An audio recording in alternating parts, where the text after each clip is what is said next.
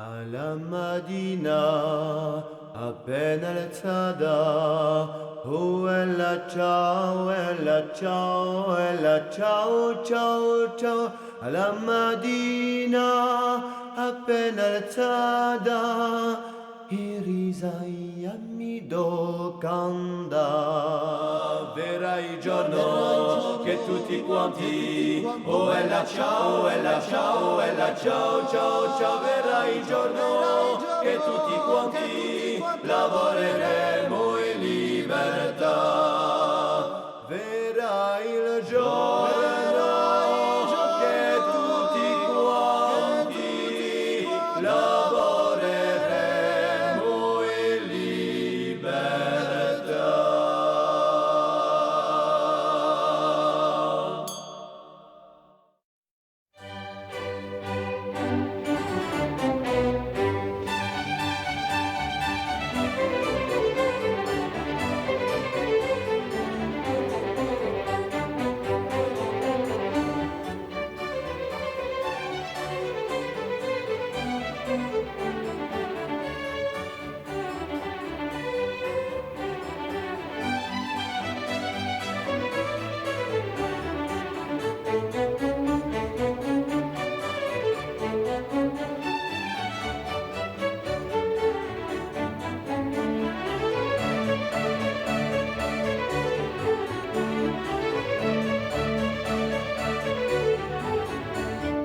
Each year they come by the millions. But why? Is it the history here? Yes. Is it the extraordinary art? Yes, of course.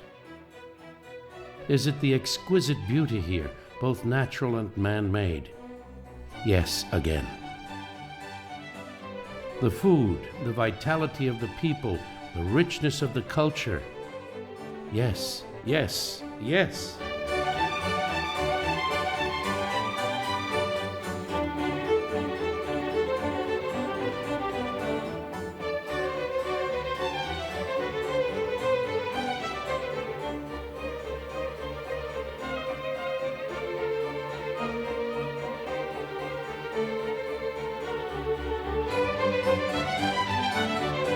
But there is something deeper and not so tangible. Here there is a unique appreciation of the texture of daily life. We may indeed live for a lifetime, but life is here to be lived fully every single day.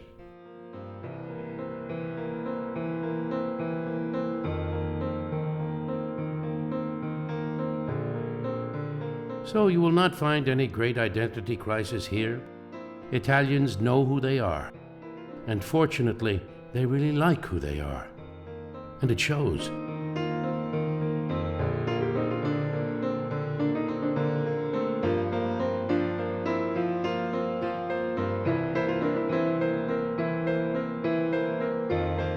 As the expression goes, siamo contenti. We're most happy when we're just being ourselves.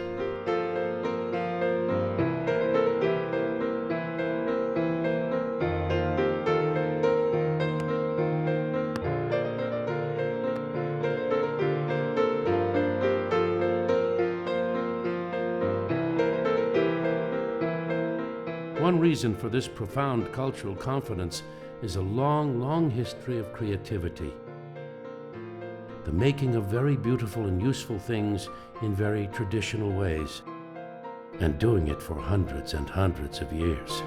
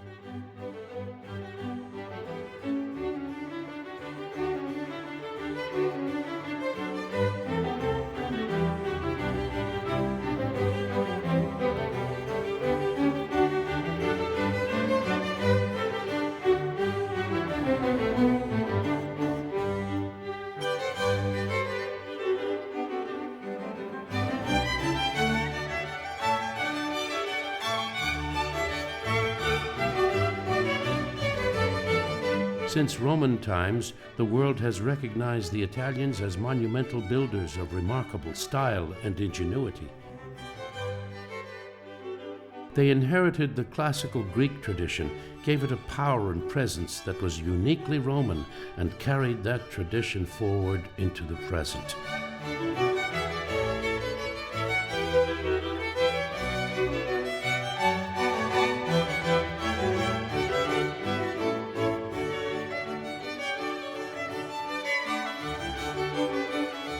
The arteries that sustained the Roman Empire were the roads and bridges that transported people and goods and information to the limits of the known world.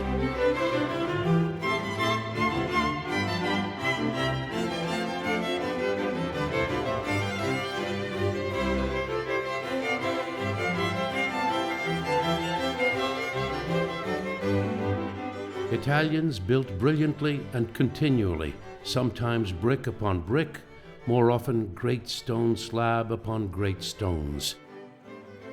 No matter the scale, they built with an eye to proportion. That was the classical Greek influence, but Roman architecture always invoked imperial power.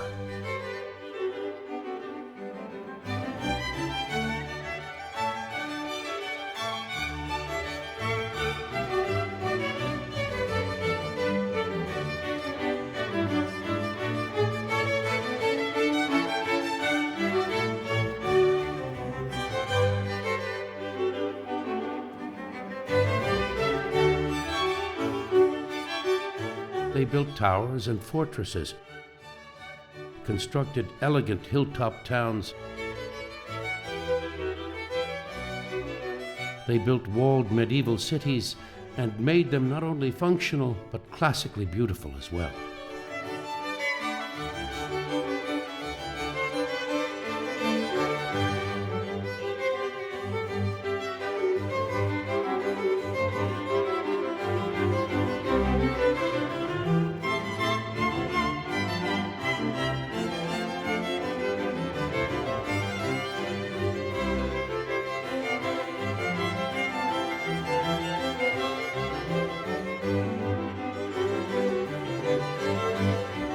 Perhaps their greatest contribution to world architecture was their simplest discovery: the rounded Roman arch.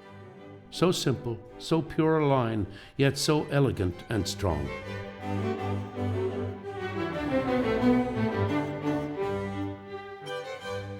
In earlier times, the practical post and beam, the rectangular structure of antiquity, held sway. After the Romans put their stamp on architecture, the arch ruled supreme and was used in almost everything they built and in every way imaginable.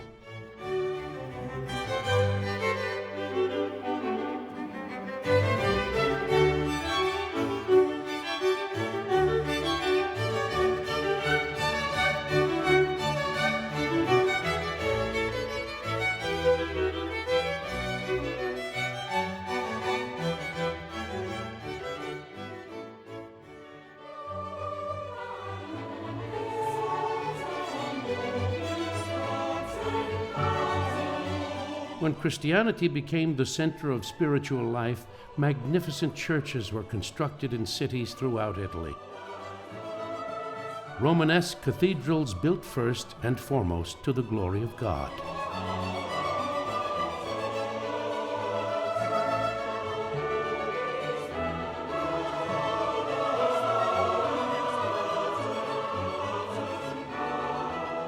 Never was there such a blending of body and soul. The calloused hands and strong backs of laboring men, the enormous creative talents of their designers made these huge cathedrals great works of art as well as spiritual havens.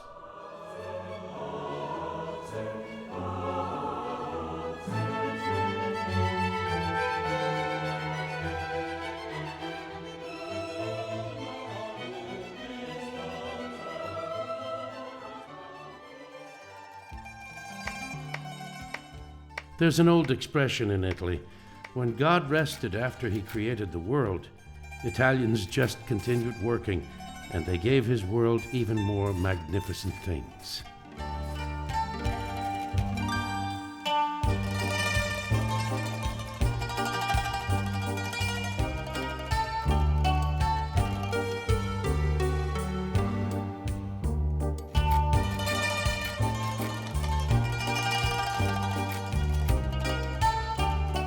Italians may not have invented the accordion, but they have taken the art of making that complicated instrument to extreme heights, especially in the small hill town of Castelfidardo in the Marche region. Legend tells of an Austrian pilgrim on his way to see the Madonna of Loreto. He carried with him a little accordion. He stopped for a few days with Paolo Soprani, a farmer here in Castelfidardo, and during his stay, he showed his accordion to his hosts.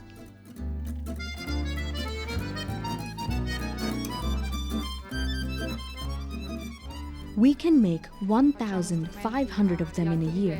We make high-quality instruments, but we only produce 2 of these top-class ones every year. And then we make about 20 other concert instruments each year.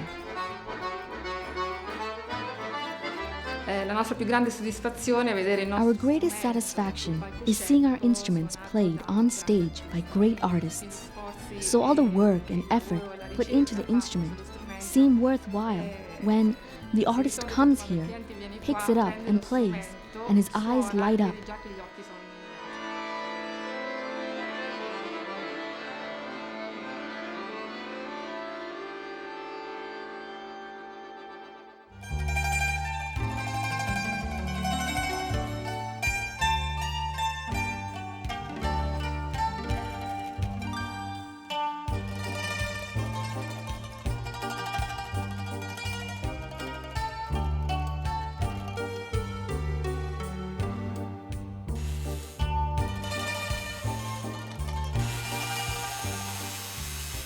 Alabaster, a soft translucent stone, is mentioned as a valuable mineral as far back as the Old Testament. Italian craftsmen have been carving it here in Volterra for not quite as long. But just give Italian hands something to make, and they cannot help but fashion it superbly.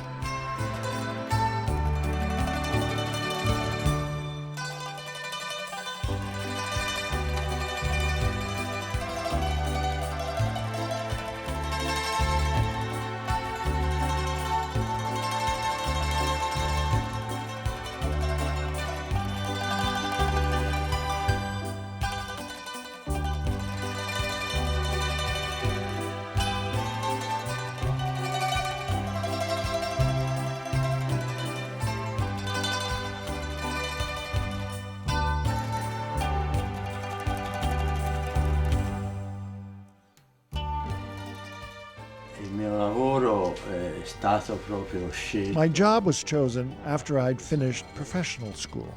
This machine dates from 1920. My father had it at home, and so even as a small child, work like this was part of my life. When it comes to producing and decorating glass, many regions compete for the reputation as the finest in Italy. Murano glass, made near Venice, is internationally renowned. But since the Renaissance, the crystal designs of this tiny Tuscany town has been especially prized among collectors.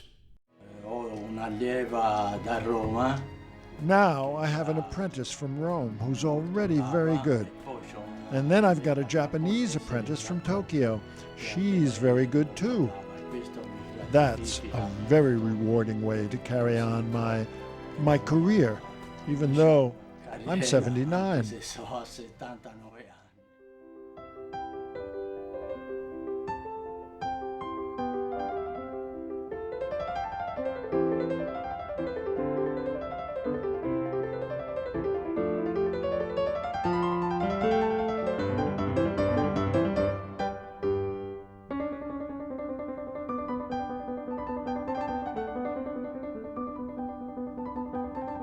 Love of tradition can sometimes stifle a vibrant culture. It doesn't happen here. In the modern Italy, the children, like young people everywhere these days, are drawn to exciting new technology. And really, who can blame them? La visiera di un casco. La conoscete tutti? Vi facciamo? Una parte si è appannata e una parte.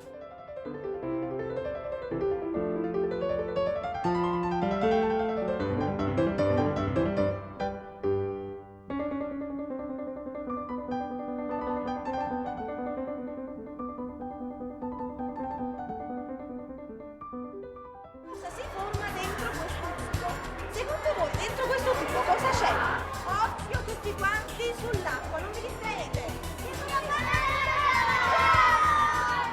Secondo voi questo oggetto come cadrebbe?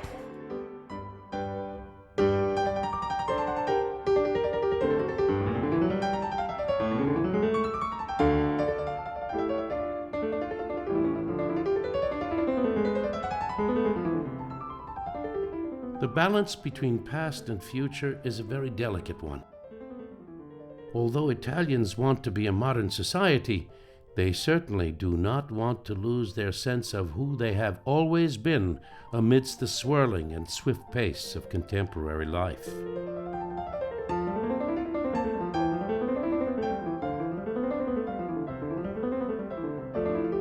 But it is one thing to accept the sudden and dramatic changes of the modern world.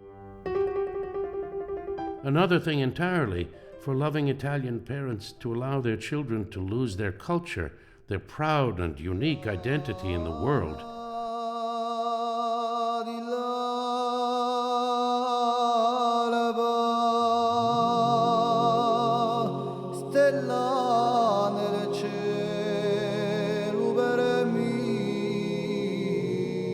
So, when it comes to food, the modern fast food especially, there, true Italians draw the line.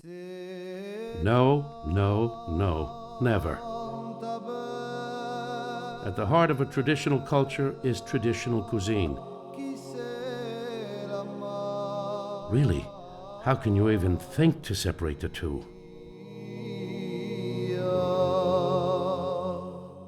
Which is why something called the slow food movement started here in Italy. It is a return to a time when food was pure and carefully produced, cooked traditionally with love, and enjoyed slowly with plenty of conversation and, of course, that good local wine.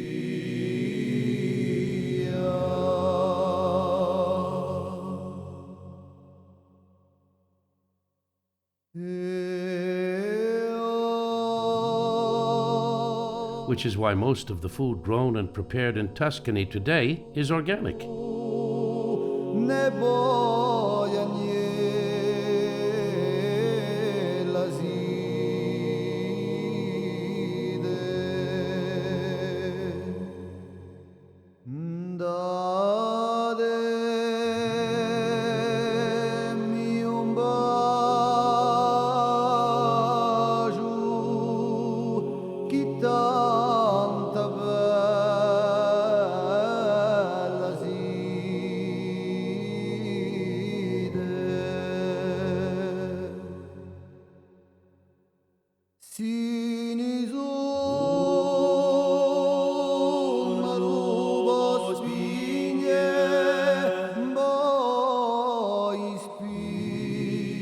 In Italian kitchens and in rustic farm restaurants, not only here but throughout this land, people are still called a tavola to the finest cuisine in the world.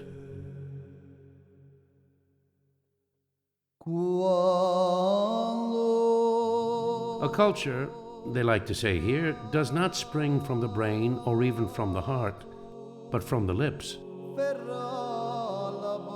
Food and wine pass one way and conversation comes the other. Food and talk, these are really the essences of this deeply human culture. So when you see people sitting at a table eating and drinking and talking for 3 or 4 hours, this is normal. This is quintessentially Italian.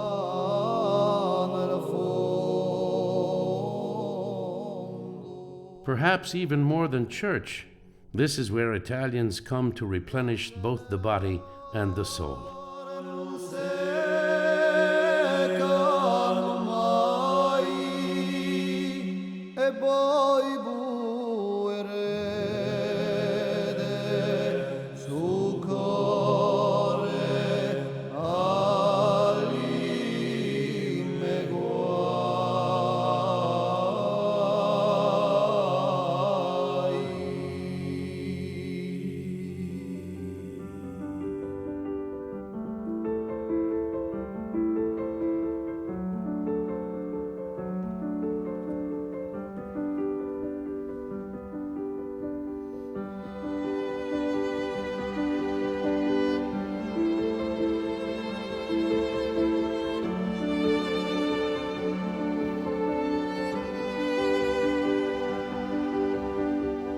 Italy is not only a rich European culture, she is even more.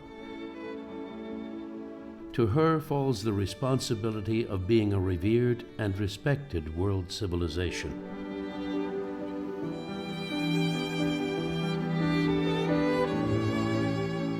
And so it is a continuous challenge for Italians to somehow successfully merge their glorious past with a modern, hopeful future.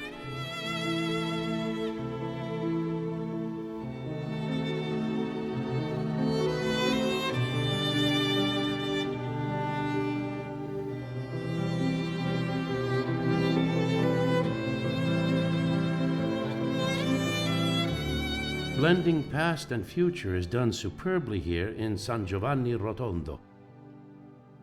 One of the world's finest contemporary architects, the Italian Renzo Piano, has accomplished precisely that. His contemporary pilgrim cathedral here in Puglia, consecrated to the recently canonized Padre Pio, a local priest, carries Italy's religious tradition into the 21st century.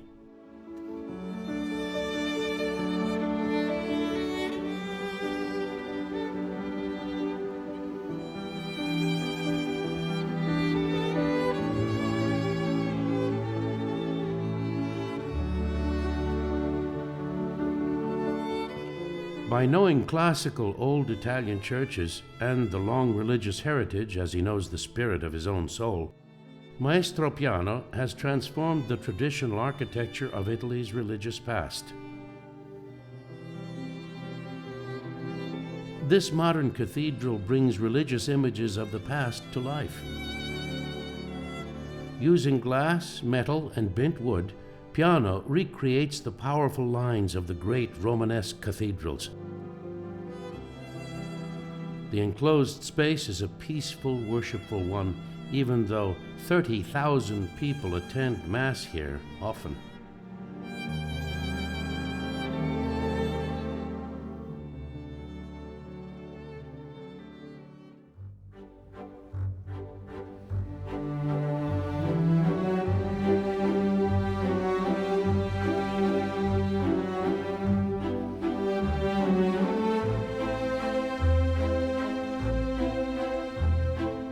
Like the human soul, the sea is deeply mysterious. For longer than anyone can remember, Italian seamen have ventured out onto its turbulent waters. This they have done seeking adventure and fame and wealth.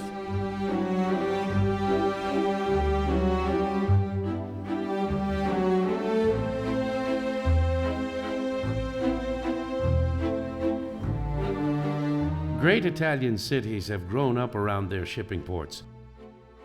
In cities like Genoa, in the Piedmont, the sea has long influenced economic fortunes. And even now, that has not changed.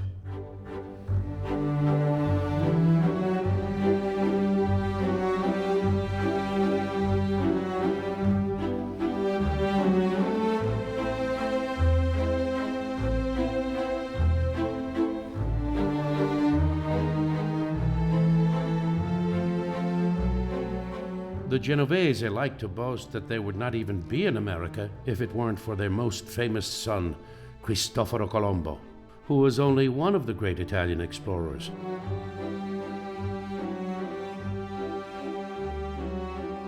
There were dozens: Giovanni da Verrazzano, Marco Polo, Amerigo Vespucci, Andrea Doria. Their names roll proudly off the Italian tongue.